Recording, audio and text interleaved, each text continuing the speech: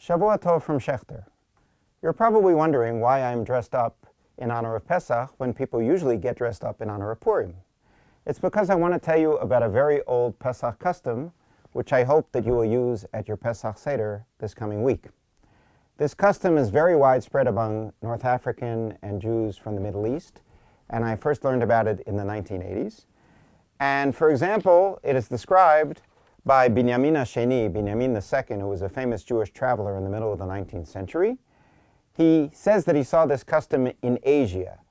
They dress up a young man in klei gola, gear for exile, and before the recitation of the Haggadah, he appears before the participants with his staff in hand and his satchel on his shoulder. The father asks him, "From where do you come, O pilgrim?" "From the land of Egypt," says the lad. "Did you go out to freedom from the bondage of Egypt?" "Yes, indeed," replies the lad, "and now I'm a free man." "Where are you going?" "I am going to Jerusalem," he replies. With great joy, the participants begin to tell the story of the Exodus. This custom is also described by Rabbi Yaakov Sapir in Sana'a in Yemen in 1858 and among the Jews of Morocco. However, a number of years ago, I discovered that this custom is already described in Provence in southern France in the year 1210 by Rabbi Asher of Lunel. I heard that in Germany, after eating karpas, they uproot the table and take the matzot and wrap them in coverings and bear them on their shoulders and walk to the corners of the house, and then they return to their places and recite the Haggadah. So too we find this type of custom described by Rabbi Shlomo Luria in Poland in the 16th century, and in modern times by Professor Alexander Scheiber among Holocaust survivors in Hungary, as well as among the Jews who left Germany in the 20th century. And now, without further ado, instead of just talking about the custom, I'm going to show you how to do this custom.